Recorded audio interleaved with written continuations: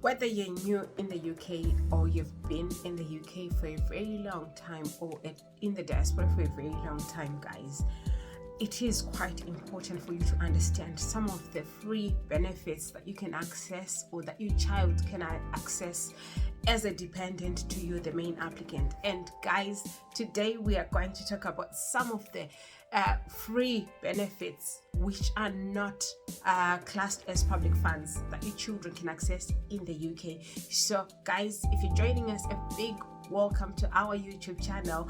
And on this platform we do talk about life in the diaspora, life abroad for newbies, and more specifically we do talk mostly about life in the UK because that's where I am. I moved to the UK 2 years ago on a skilled worker visa, and I do love to talk about a variety of things that could affect people on a skilled worker visa. So today we're going to talk about our children and what it is that they can access in this country for free, and it's not classed as accessing public funds.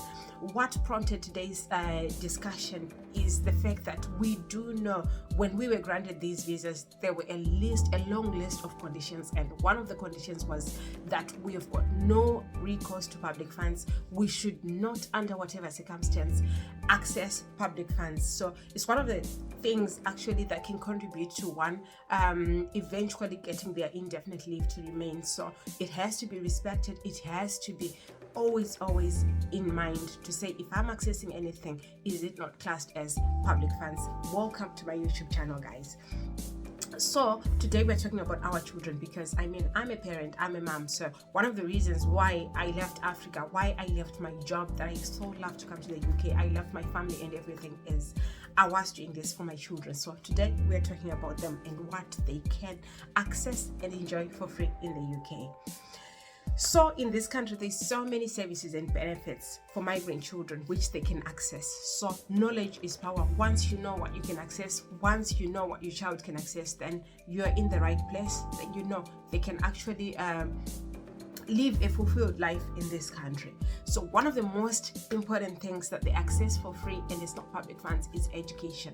In this country, education is free for all children from the age of 5 to 16. So bear in mind that it's free, and every child, it's a law actually in this country that every child should access education. So regardless of their immigration status, for as long as they're in this country, they have to access free education in state schools. So these include primary and secondary schools, and these are schools also which offer English for speakers and other languages. I mean, depending on where you come from, some children, they come from non-English speaking countries, and there is actually a facility where if they're between 5 and 16, they can access institutions just specifically to learn English. So bear in mind that. Why do I love to talk about education as the first and foremost thing is because once they learn English, once they're in school, it's the biggest way in which they can integrate into the community, integrate into the culture, which is a broad and very diverse culture.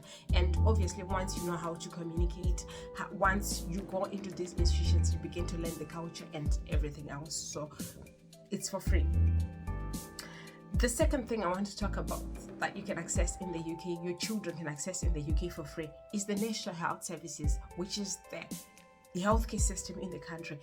If their children between 5 and 16, they access the NHS for free. So immigrant children can access NHS through the NHS if they have paid the immigration surcharge. I'm going to go deeper into this. If you come on a skilled worker visa, which is not a healthcare worker visa, there is a fee that one has to pay, which is called the health surcharge. So this then will enable your children and yourself, the applicant, to access the National Health Services. But if you come on a healthcare worker visa, like the same one that I came with because I'm a healthcare worker, that means you are exempt from paying the IHS, which is the health surcharge. So that means is you are coming, your dependents are coming, and they access the NHS for free. No need to pay, no shortfall to be paid. So it's one of the reasons why I always say to people, fine, the diaspora is diverse, but there's so many benefits when you do decide you want to relocate to the UK, and free healthcare is one of those things.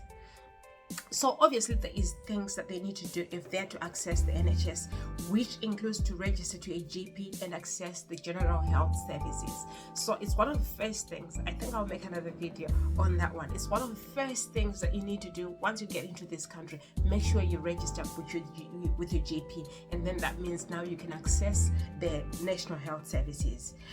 Also, one of the things that they can access is the emergency services at hospital, including the A&E departments. They can access also vaccinations and also mental health services provided through the NHS.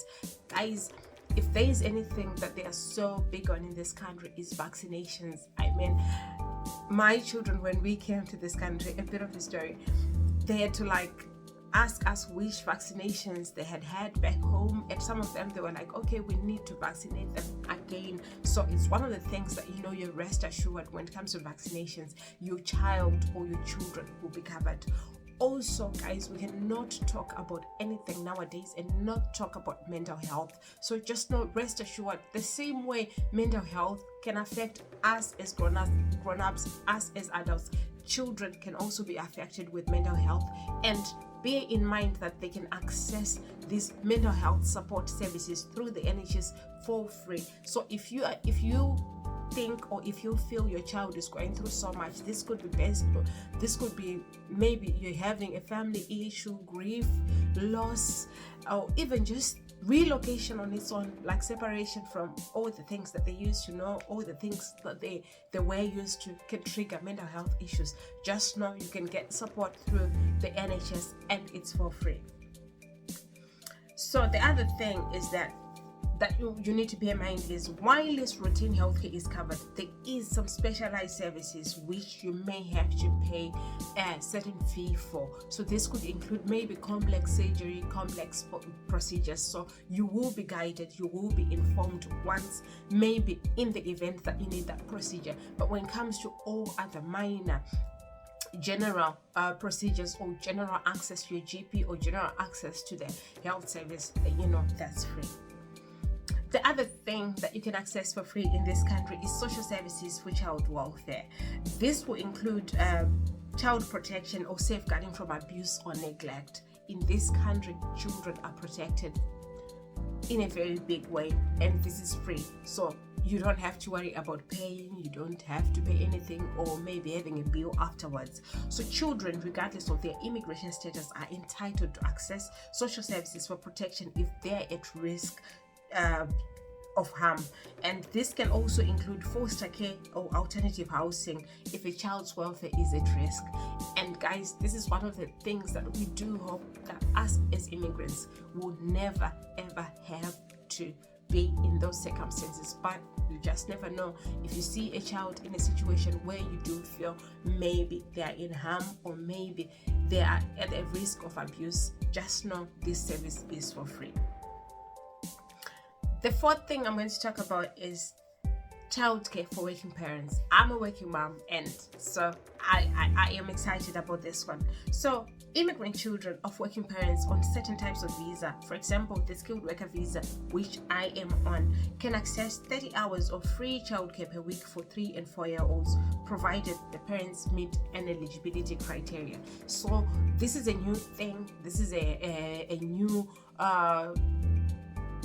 law that came in play, I think last year, this year, I'm not too sure. You go and do your own research as well. But just know, if you're working mom, you're working parent, you're working dad, or you both work and you meet eligibility criteria, just know you can access for your 3 or 4-year-old 30 hours a week free childcare, and it's not classed as public funds. So some children aged 2 can access 15 hours of free childcare if their family meets certain criteria, such as low income or receiving certain other types of benefits that do not account as public funds. So you have to seek clarity with your school, seek clarity with the council as well. And always, when you are seeking clarity and getting information around these things, always make sure you put everything in writing, just in case somebody could argue and say you accessed public funds, and then you will be having a paper trail of saying, okay, I inquired and this is the responses that I got from the responsible authorities. The fifth thing that I want to talk about is that children of migrant or skilled worker parents can access youth clubs in children's services. So many of these local councils offer youth clubs, libraries, and other community services for children and young people. These are very, very important. I know, well, I do have young children, but some parents have got teenage kids, and obviously our children are going to grow in this country. So bear in mind that accessing these youth clubs and these youth facilities is for free, and they're actually good for our children, good for integration, good for development, and good for, just meeting other young people and integrating into the society and the community at large. So these clubs and programs often provide recreational activities, homework help, and support for integrating into the local community. So you could be struggling to say, okay, I work and obviously maybe I've got one child and she can't or he can't be at home all the time after school. They can join these youth clubs and they're totally for free. So find out from your local council, find out from their school which clubs or with which youth clubs they can access.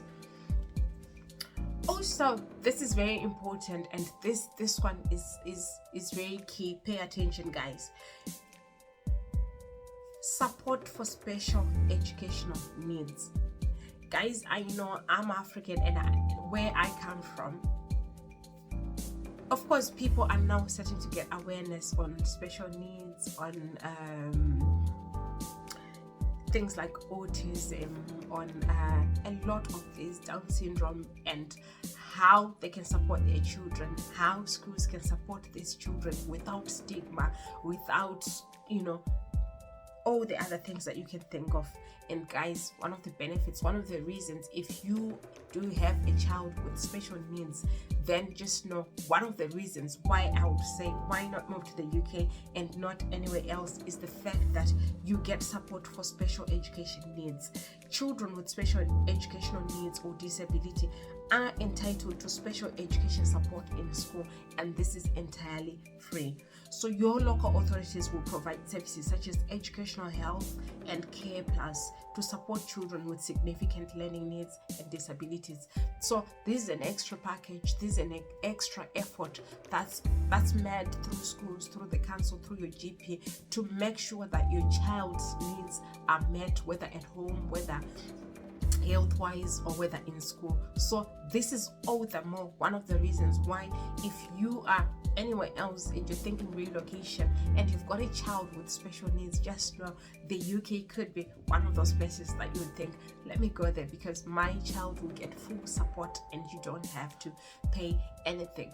I've spoken to parents, I've spoken to families who have got children with special needs and they're having to fork out thousands and thousands of money back home or wherever that they live in just to get their children in special schools or in facilities that do offer special education. But when you come to this country, it's entirely free. You are supported in every big way, and it's a chance and an opportunity for your child to gain full support for full potential or full realization of what they can become. So many options, so many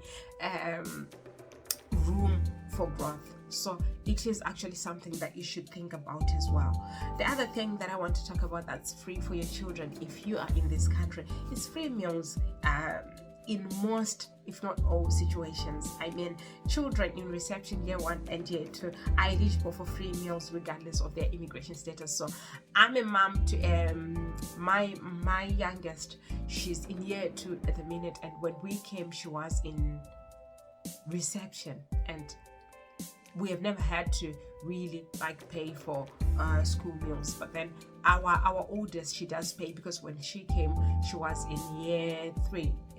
So we do pay for her, but we don't pay for our youngest yet. So just bear in mind, you could be eligible for this. So older children may qualify for free meals if their parents have certain types of visas that allow them to access public funds, or if their parents are on low income and have specific types of visas like the UK-EU withdrawal agreement.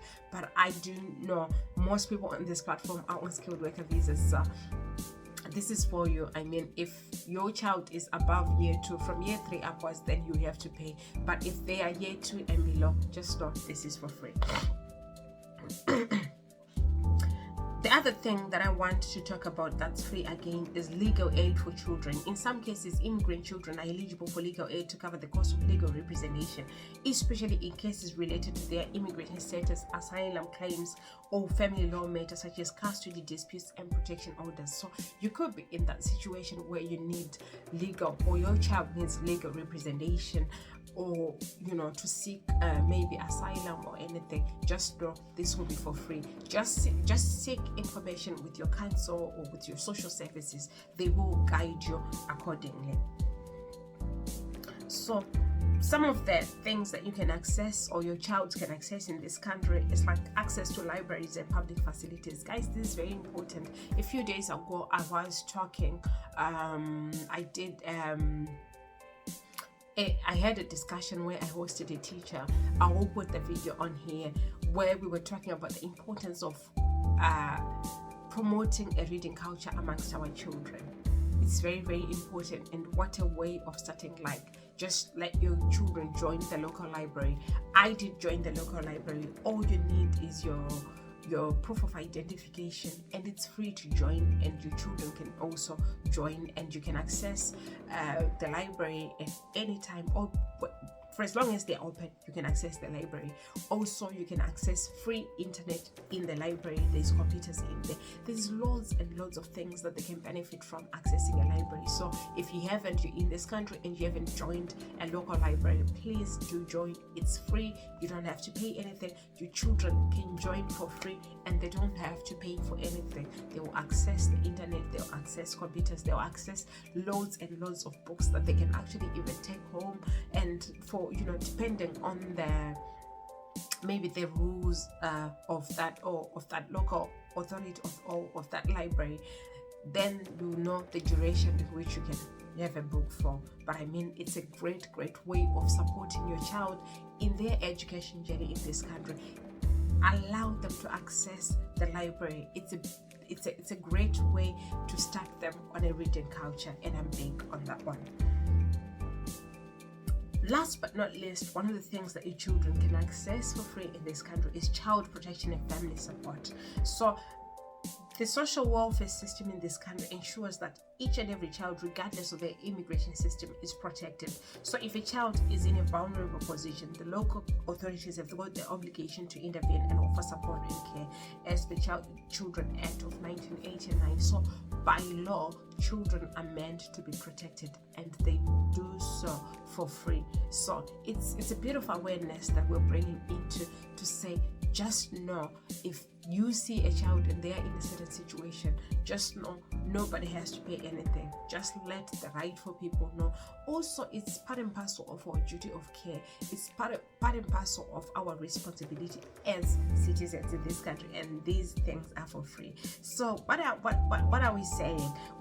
By knowing what services are available and not considered public funds, you can then ensure your child receives the support they need without violating any visa conditions, and always check with the local council or immigration advisors for specifics related to your situation. So one of the things that I appreciate about living in this country or being in this country is that access to information. When you are unsure about anything, you can ring any department, you can email any department, and you're guaranteed they will respond.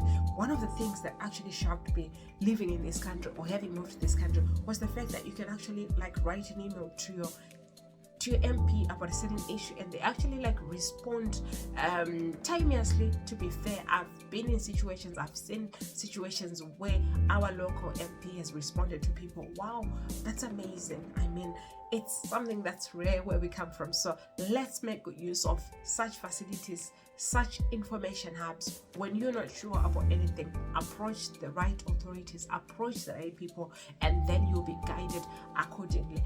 Last but not least, guys, as we access some of these things, guys, the last thing we want as migrant parents, as skilled workers on a skilled worker visa, is to violate our visa conditions. So let's always bear in mind that by law it's a violation if we access public funds for whatever reason. So in whatever that we do, let's make sure that the benefits that we are accessing are not classed as public funds. Guys, if you're watching us for the first time, please be kind enough to subscribe, share our content, and also press the notification bell so that when we put out a new video, you will be one of the first people to know. We care about what you want us to put out to you, so you can leave in the comments if you want us to talk about anything to do with life in the diaspora, anything to do with life abroad, life in the UK, opportunities and more. Just put it in the comments and we will address it. Thank you for watching,